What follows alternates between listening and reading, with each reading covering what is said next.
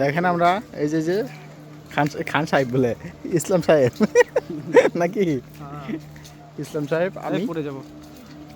আমি কে আমি খান সাহেব। আচ্ছা ঠিক আছে, আমরা এখন কই আছি?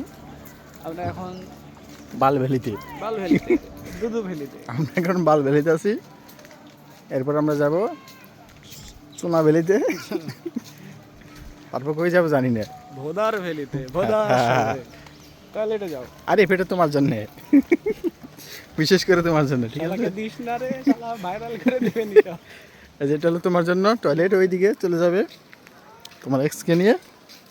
যে হাক দিয়া চুদবি। হ্যাঁ ঠিক আছে, দুইটা লাগাবা, পিছনে আর সামনে। গুয়ার হবে আর ঢুকাই এক হাত দিয়া দিবা আর এক হাত দিয়া। ঠিক আছে